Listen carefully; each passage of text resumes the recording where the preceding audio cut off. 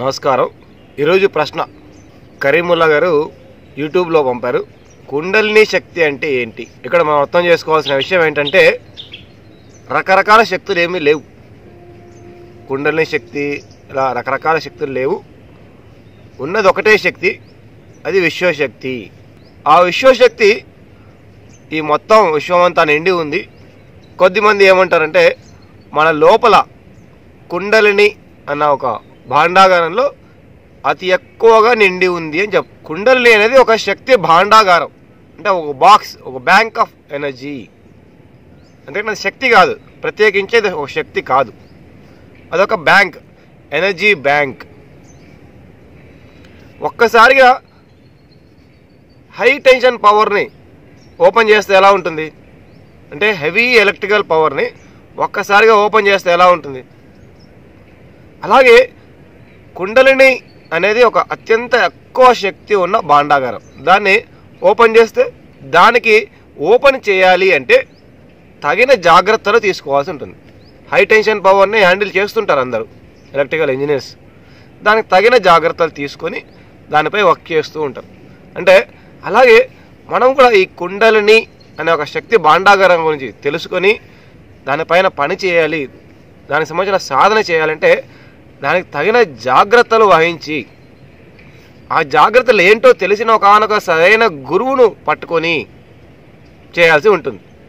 నేను కూడా 95 ఆ ప్రాంతంలో కుండలిని అనే దాని గురించి ఎన్నో పుస్తకాలు చదివి ప్రాక్టీస్ చేయడం మొదలుపెట్టా. పుస్తకాల ద్వారా ఒక్కసారిగా శక్తి వచ్చేసి, అంటే కుండలిని సరిపోయిన పవర్ అని కూడా అంటారు. అంటే పాము లాంటి ఒక శక్తి ఉంటుంది అనుకుంటారు. ఒక పాములాగా శరీరం అలా ఎగిరి కంతేయడం మొదలుపెట్టింది. అంటే ఒక్కసారిగా శక్తి వచ్చి శరీరం అతలాకుతలం కావడం మొదలుపెట్టింది. చాలా రోజులు అంటే ఈ శరీరం తట్టుకోలేని ఒకనొక పరిస్థితికి వెళ్ళిపోయింది. ఇలాగే ఒక అడవిలో కూర్చొని చేస్తూ ఉన్నప్పుడు ఒకరు వచ్చారు, వచ్చి చెప్పారు, బాబు నువ్వు ఏం చేస్తున్నావు అని. అంటే కుండలిని శక్తి అనేది తెలుసుకున్నాను, చాలా ఎక్కువ పవర్ వచ్చేస్తుందంటే ఆ పవర్ వస్తే తట్టుకోగలిగే శక్తి నీకు ఉందా అన్నాడు. అది ఎలా చేయాలో నీకు తెలుసా? తెలియదు. మరి ఎలా చేస్తున్నావు, ఎందుకు చేస్తున్నావు అంటే శక్తి వస్తే మాత్రం తట్టుకోగలుగుతామా అంటే శక్తి తెచ్చుకోవడం ఇంపార్టెంట్ కాదు. ఒక్కసారిగా అనంతమైన శక్తిని ఒక్కసారిగా 1000 వోల్ట్ల పవర్ని తెచ్చుకోవడం ఇంపార్టెంట్. దాన్ని హ్యాండిల్ చేయగలిగేంత జ్ఞానం మనకుందా? కాబట్టి ఆయన చెప్పిన విషయం ఏంటంటే ఆ రోజు ఇది చేయడం సరైన పద్ధతి కాదు. సరైన గురువు దగ్గరికి వెళ్ళి ఆ గురువు ముఖంగా ఆ గురువు చెప్పిన జాగ్రత్తల ప్రకారం చేస్తే నీ శరీరం నిలబడుతుంది, లేకపోతే గ్యారంటీ లేదు నీ శరీరానికి అన్నాడు. అప్పటి నుంచి ఆ కుండలిని అన్న దాన్ని పక్కన పెట్టి కేవలం ఒక సామాన్యమైన సహజ ప్రక్రియ అయినటువంటి ధ్యానాన్ని పట్టుకోవడం జరిగింది. కుండలిని ప్రక్రియలు చేయొద్దని కాదు, మళ్ళీ తిరిగి ఆ పుస్తకాన్ని వెరిఫై చేస్తే చివరి పేజీలో ఉన్న అంశం ఏంటంటే ఈ పద్ధతులు గురుముఖంగా చేయండి అని చెప్పారు. మొదటి కొన్ని పేజీలు మనం చదివేస్తాం, కుండలిని గురించి చాలా ఇంట్రెస్ట్ వచ్చేస్తుంది, ప్రయత్నాలు మొదలు పెడతాం.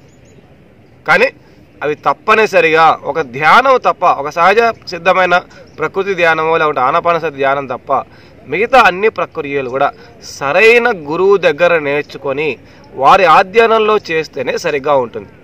కాబట్టి మై డియర్ ఫ్రెండ్స్, తొందరపడే పని లేదు. ఒక్కసారిగా మనకు హై టెన్షన్ ఎనర్జీ అనంతమైన 1000 కోట్ల పవర్ వచ్చే అవసరం లేదు. మన నిత్య జీవితానికి తగినంత ఈ జ్ఞానాన్ని పాటించి మన అద్భుతమైన జీవితాన్ని జీవించడానికి తగినంత శక్తి మనకు ధ్యానం ద్వారా, మన జ్ఞానం ద్వారా తప్పనిసరిగా వస్తూనే ఉంటుంది. మరీ ఎక్కువ ఇష్టం ఉంటే ఒక్కసారిగా అచంద్రియ శక్తిలో లేకుంటే సిద్ధులో సాధించాలి, లేకుంటే పవర్స్ అన్ని సాధించాలి అనుకుంటే దానికి సరైన గురువు దగ్గరికి వెళ్దాం. వెతుక్కొని మరి గురువు దగ్గరికి వెళ్ళిన తర్వాతే ఈ కుండలిని లేదా ఇలాంటివన్నీ విషయాల గురించి తెలుసుకొని ప్రాక్టీస్ చేయడం మొదలు పెడదాం. తెలుసుకోవడం వల్ల ఉపయోగం లేదు, సరైన గురువు వల్లనే ఉపయోగం. సద్గురువు ఉంటేనే ఇలాంటివన్నీ చేయవలసి ఉంటుంది. 2 రోజుల క్రితం కరీముల్లా గారు యూట్యూబ్లో పంపారు. చాలా చాలా చాలా చాలా చాలా చాలా ముఖ్యమైన ప్రశ్న. మనం ఎందుకు పుట్టాం, ఎందుకు ఈ జన్మ తీసుకున్నాం అన్నది ప్రశ్న. చాలా ముఖ్యమైన ప్రశ్న. ఎక్కువ మంది సాధకులకు వచ్చే మొట్టమొదటి ప్రశ్న ఇదే. నాకు కూడా 20-30 ఏళ్ళ కిందట వచ్చిన ప్రశ్న. దీనికోసమే ఎంతోమంది గురువులను కలవడం జరిగింది, ఎన్నో గ్రంథాలను చదవడం జరిగింది. వేదాలని, భగవద్గీతను, Quran, Bible, western philosophy, Indian philosophy books చదవడం జరిగింది. అడవులను పట్టుకొని తిరగడం జరిగింది ఈ ప్రశ్నకు సమాధానం కోసం. ఎన్నో పుస్తకాలు చదివిన తర్వాత, ఎంతోమంది గురువులను కలిసిన తర్వాత, ఎంతో ధ్యానం చేసిన తర్వాత కొన్ని సంవత్సరాలకు నాకు అర్థమైన ఒక విషయం ఏంటంటే, వ్యక్తిగతంగా ఈ భూమి మీదకి మనమే కాదు ప్రతి ఒక్క మనిషి కూడా ఒకే ఒక దానికోసం వస్తున్నాడు. ఏంటంటే నేర్చుకోవడానికి. భూమి అన్నది ఒక పాఠశాల, స్కూలు, కాలేజీ, ఇంజనీరింగ్ కాలేజీ ఉంది. ఇంజనీరింగ్ అనే సబ్జెక్ట్ని ప్రాక్టికల్గా నేర్చుకోవడానికి వెళ్తున్నాం ఒక పద్ధతి ప్రకారం. అక్కడ ఒక పద్ధతి ఉంటుంది. అలాగే భూమి అన్న దానికి ఒక పద్ధతి ఉంది. అక్కడ ప్రాక్టికల్స్ చేసి మనల్ని మనం పైకి తీసుకెళ్ళడానికి ఈ భూమి మీదకి వచ్చాం కొన్ని పాఠాలు నేర్చుకొని. ఎక్కడ తీసుకెళ్ళడానికి?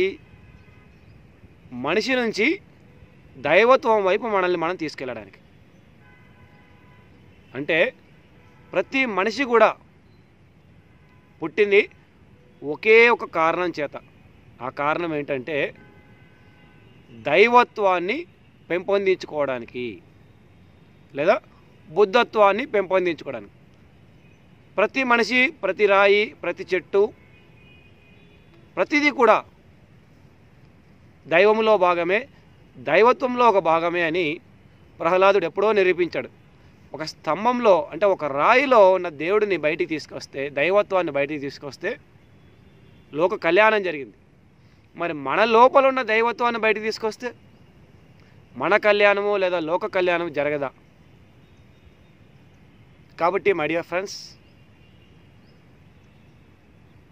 అసలు సత్యం ఏంటో అర్థం చేసుకుందాం.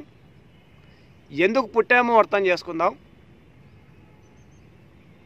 పుట్టుకతో ప్రతి వ్యక్తి, ప్రతి రాయి, ప్రతి జీవి కూడా దైవత్వంలో భాగమే, దైవంలో ఒక భాగమే, దైవమే, బుద్ధుడే. కానీ ఆ విషయాన్ని సాధన ద్వారా, జీవన విధానం ద్వారా, సత్యాన్ని జీవితంలో పెట్టడం ద్వారా శక్తిని మరింతగా పెంచుకొని, మనోచంచలత్వాన్ని తగ్గించుకొని, ఆకర్షణలకి లొంగకుండా తనతో తాను, అందరితో తాను దైవ లక్షణాలతో జీవిస్తూ తనను తాను ఒక దైవంగా, తనను తాను ఒక బుద్ధుడిగా మలుచుకోవడానికే ప్రతి వ్యక్తి పుట్టాడు అని నాకు అర్థమైన విషయం. ఇదే మీకు అర్థమవుతుంది ధ్యానం చేస్తే, ఆధ్యాత్మిక గ్రంథాలు చదివితే. ప్రతి ఒక్కరికి, ప్రతి గురువుకి, ప్రతి ఆధ్యాత్మిక గురువుకి అర్థమైన విషయం అదే. ప్రతి ఆధ్యాత్మిక గురువు చెప్తుంది అదే. మన లోపలి దైవత్వాన్ని పెంచుకుందాం అని. క్రూరత్వం నుంచి మానవత్వం వైపు, మానవత్వం నుంచి దైవత్వం వైపు ప్రయాణం చేయడానికే పుట్టాం. అందరం కలిసి, అందరితో అందరూ సహకరించుకుంటూ, ఒకరికొకరు సహకరించుకుంటూ, ఒకరి సాధనకు ఒకరు సహకరించుకుంటూ, ఒకరి జ్ఞానానికి ఒకరు సహకరించుకుంటూ, అంతటా అన్ని చోట్ల దైవత్వాన్ని పెంపొందించుకుంటూ జీవించడానికి మనం ఇక్కడికి వచ్చాం. ఆ విషయాన్ని అర్థం చేసుకుందాం. గణేష్ గారు వాట్సాప్లో పంపారు, త్రికరణ శుద్ధి అంటే ఏంటి, ఆ త్రికరణ శుద్ధితో ఎలా జీవించాలి అన్నది ప్రశ్న. చాలా ముఖ్యమైన ప్రశ్న. ఇక్కడ త్రికరణాలు అంటే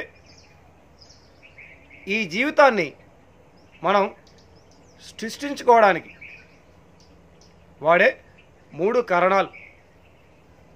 3 ఉపయోగపడే ఒక ఇన్స్ట్రుమెంట్స్ అనుకోవచ్చు. అవేంటివి? 1 మొట్టమొదటి ఆలోచన, మన ఆలోచన.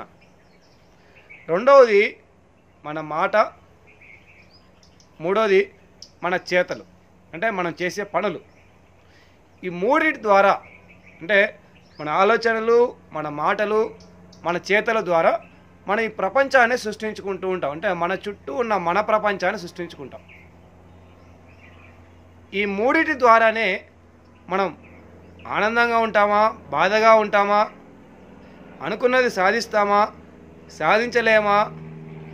ఈ 3 ద్వారానే మనం అనుకున్నది సాధిస్తామా, సాధించలేమా, బాధగా ఉంటామా, ఆనందంగా ఉంటామా, ఈ ప్రపంచంలో ఎలా ఉంటాం, మనతో మనం ఎలా ఉంటాం, పక్కవాడితో ఎలా ఉంటాం, ఇదంతా కూడా డిసైడ్ అవుతుంది. దాని ప్రకారమే మన జీవితం నిర్ణయించబడుతుంది, మన జీవితం సృష్టించబడుతుంది. మన చుట్టూ ఉన్న ప్రపంచం కూడా మన అనుకున్న ప్రపంచం సృష్టించబడుతుంది. ఈ త్రికరణాలలో శుద్ధి ఎంతగా ఉంటే అంతగా మన జీవితం శుద్ధిగా ఉంటుంది, ఆనందంగా ఉంటుంది అనేది అందరి అభిప్రాయం. శుద్ధి అంటే ఏంటి? మామూలుగా జరుగుతున్న విషయం ఏంటంటే, ఆలోచన ఒకటి చేస్తూ ఉంటాం, ఇంకొకటి మాట్లాడుతూ ఉంటాం, ఇంకొకటి ఏదో చేస్తూ ఉంటాం. అంటే ఒకదానికొకటి పొంతన ఉండదు. మంచే అనుకుంటాం, ఇంకొకటి ఏదో మాట్లాడతాం, అనుకున్నది కాకుండా ఇంకొకటి ఏదో చేస్తూ ఉంటాం. అంటే 3టికి పొంతన ఉండకపోవడమే అశుద్ధి. 3 కలిసి ఉండడమే శుద్ధి. ఏదైతే ఆలోచిస్తున్నామో, ఏదైతే మాట్లాడుతున్నామో దాని ప్రకారంగా మనం జీవించగలిగి ఉంటే, మనకున్న శక్తి, మనకున్న ఏదైతే అనంతమైన శక్తో లేకుంటే మనం సంపాదించుకున్న శక్తి 3 రకాలుగా విడిపోకుండా మనం అనుకున్నది సాధించడానికి ఉపయోగపడుతుంది. అప్పుడు జీవితం ఆనందపరంగా తయారవుతుంది. అలా కాకుండా ఒకటి ఆలోచిస్తే ఇంకొకటి మాట్లాడి ఇంకొకటి చేస్తుంటే శక్తి డివైడ్ అయిపోయి పలు రకాలుగా మన జీవితం సృష్టించబడుతూ ఉంటుంది. ఆలోచనల ద్వారా కొంత సృష్టించబడుతుంది, మాటల ద్వారా ఇంకొకటి ఏదో సృష్టించబడుతుంది, చేతుల ద్వారా మరొకటి సృష్టించబడుతుంది. అంటే పొంతన లేని ఇంబ్యాలెన్స్డ్ లైఫ్ అనేది మనకు ఉంటూ ఉంటుంది. అందరికీ కావాల్సింది హ్యాపీ లైఫ్, బ్యాలెన్స్డ్ లైఫ్, అనుకున్న జీవితం, కోరుకున్న జీవితం కావాలి. అలా కావాలి అనుకుంటే మొట్టమొదటగా ఈ త్రికరణ శుద్ధి తెచ్చుకోవాలి. ఆ త్రికరణ శుద్ధి తెచ్చుకోవాలంటే ముందు త్రికరణాలలో మన బ్యాలెన్స్ తెచ్చుకోవాలి. అది ఫౌండేషన్. మన ఆలోచనలు మన చేతిలో ఉండాలి. బ్యాలెన్స్ అంటే మన మాటలు మన చేతిలో ఉండాలి, మన చేతులు మన చేతిలో ఉండాలి. అప్పుడు మనం అనుకున్న విత్తనం మన ఆలోచనలో, మన మాటల్లో, మన చేతుల్లో మనం వేస్తూ వెళ్ళగలుగుతాం. లేకపోతే వేయలేం. ఇంబ్యాలెన్స్డ్ థాట్స్, ఇంబ్యాలెన్స్డ్ వర్డ్స్, నేను ఏం మాట్లాడాలో అది ఇంకోటి ఏదో మాట్లాడుతున్నాను అనుకోండి, ఇంబ్యాలెన్స్. అంటే నేను అనుకున్న వీడియో రాదు, ఇంకొకటి ఏదో వస్తుంది. నేను అనుకున్న వీడియో చేయకుండా ఇంకొకటి ఏదో వీడియో చేస్తున్నాను, అంటే చేయాలనుకున్న పని చేయకుండా ఇంకొకటి ఏదో చేస్తున్నాను, అంటే ఇంబ్యాలెన్స్డ్ వర్క్. ఆలోచన ఒకటి ఉంది, ఒక వీడియో చేయాలని, మాటల్లో ఇంకొక వీడియో గురించి మాట్లాడుతున్నాను, సినిమాల గురించి మాట్లాడుతున్నాను, అలా ఇంకొకటి ఏదో మాట్లాడుతున్నాను టాపిక్, చేయాల్సింది ఇంకొకటి వీడియో ఏదో ట్రై చేస్తున్నాను, అంటే పొంతన లేదు. అప్పుడు అనుకున్న వీడియో రాదు, ఇంకొకటి ఏదో వీడియో వస్తుంది, అంటే అనుకున్న జీవితం రాదు, అనుకున్న విధంగా జీవితం ఉండదు. కాబట్టి మై డియర్ ఫ్రెండ్స్, మొట్టమొదటిగా త్రికరణ శుద్ధిలో మొదటి భాగంగా మనం చేయాల్సిన పని ఏంటంటే ముందు బ్యాలెన్స్ తెచ్చుకోవాలి. అంటే మన చేతుల్లోకి మన ఆలోచనలు, మన మాటలు, మన చేతులు, మన మాటలు అన్నీ తెచ్చుకోవాలి. తర్వాత ఆ యొక్క ఆలోచనలో, మాటల్లో, చేతుల్లో జ్ఞానాన్ని పెంచుకుంటూ వెళ్ళాలి. అంటే ఆత్మజ్ఞానాన్ని పెంచుకుంటూ వెళ్ళాలి. ఇక్కడ ఆత్మజ్ఞానము లేకుంటే జ్ఞానం పెరగాలంటే ఆత్మస్థితి పెరగాలి, ఆత్మజ్ఞానం పెరగాలి, రెండూ పెరుగుతూ వెళ్ళాలి. ఆత్మజ్ఞానం అంటే మనకు తెలుసు, ఆత్మస్థితి అంటే కూడా మనకు తెలుసు. మనసును శూన్యం చేస్తూ వెళ్తే ఆత్మస్థితి దానికే ఏదే వస్తూ వెళ్తూ ఉంటుంది. మన మనసు ఎంతగా శూన్య స్థితిలో ఉంటే అంతగా ఆత్మ యొక్క ప్రతిరూపం, విశ్వరూపం మన బయటికి వచ్చి అనుకున్న విజయం అద్భుతమైన జీవితం సృష్టిస్తూ వెళ్తూ ఉంటుంది. అలా కాకుండా మనసు మన చేతిలో లేదు, మనసు శూన్యంలో లేదు, రకరకాల లక్షల కోట్ల ఆలోచనలు ఉంటే అనుకున్నది ఏది జరగదు. కాబట్టి మనోశూన్యత పెంచుకుంటూ, ఆత్మస్థితిని పెంచుకుంటూ, వీలైనంతగా ఆత్మ జ్ఞానాన్ని పెంచుకుంటూ ఆ జ్ఞానాన్ని మన జీవితంలో ఉంచుతూ వెళ్తూ ఉంటే ఆటోమేటిక్గా ఆ యొక్క త్రికరణ శుద్ధి అనేది జరిగి మనం అనుకున్న విధంగా మన జీవితం తయారై ఆనందంగా ఉండగలిగే అవకాశం పెరుగుతూ వెళ్తుంది. హలో ఫ్రెండ్స్, పిఎంసి ఆన్లైన్ని సబ్స్క్రైబ్ చేసుకోండి. సరికొత్త అప్డేట్స్ కోసం బెల్ బటన్ని నొక్కండి.